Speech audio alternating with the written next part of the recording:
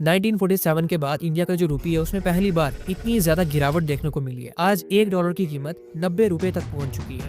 और हमारे यहाँ के लोगों का क्या कहना है, जरा आप ये देखो। अमेरिका की इस टाइम पे इसीलिए सटकी पड़ी है क्योंकि डॉलर की वैल्यू घटती जा रही है, बिल्कुल खत्म होती जा रही है। अब इसके पीछे सबसे बड़ा रीजन है इंडिया का मैसिव इंपोर्ट बिल, खासकर क्रूड ऑयल, मशीनरी, इलेक्ट्रॉनिक्स, जिसे खरीदने के लिए हमें ह्यूज अमाउंट में डॉलर्स की जरूरत होती है। जब डॉलर की डिमांड बढ़ती है ना, तो तब रुपये की वैल्यू ऑटोमेटिकली वीक होने लगती है। और साथ ही में यूएस के हाई इंटरेस्ट रेट की वजह से ना आज के टाइम पे जो ग्लोबल इन्वेस्टर्स हैं वो इंडिया से, जो कि अभी एक इमर्जिंग इकोनॉमी है, वहां से निकाल के अमेरिकन इकोनॉमी में शिफ्ट कर रहे हैं। By the way, global level के ऊपर डॉलर की कीमत भी गिर रही है। सिर्फ इंडिया की रुपये के अगेंस्ट डॉलर मजबूत हो रहा है, जो हमें बताता है कि रुपये की वैल्यू कितनी गिर चुकी है।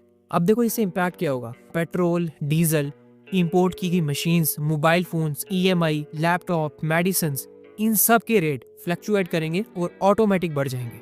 अब यहाँ पे कई सारे लोग आके बोलेंगे कि अब तो अफगानिस्तान की जो करेंसी है वो इंडिया से मजबूत है, लेकिन ऐसा रियलिटी में नहीं है, क्योंकि अफगानिस्तान में इंपोर्ट कम है, फॉरेन ट्रांजैक्शंस लिमिटेड है और डॉलर की जो डिमांड है वो ऑलमोस्ट जीरो है। जब किसी देश की ट्रेड फ्रीज हो जाए ना, तो करेंसी आर्टिफिशियली स्टेबल ही लगती है। लेकिन इंडिया जैसी ओपन फास्ट मूविंग इकोनॉमी में रुपये का प्रेशर नेचुरल होता है। जब ग्लोबल लेवल के ऊपर कोई भी अनसर्टेनिटी बढ़ती है तो सबसे पहले झटका हमारी करेंसी को ही लगता है, और इससे हमें ऑटोमेटिकली नुकसान ही है।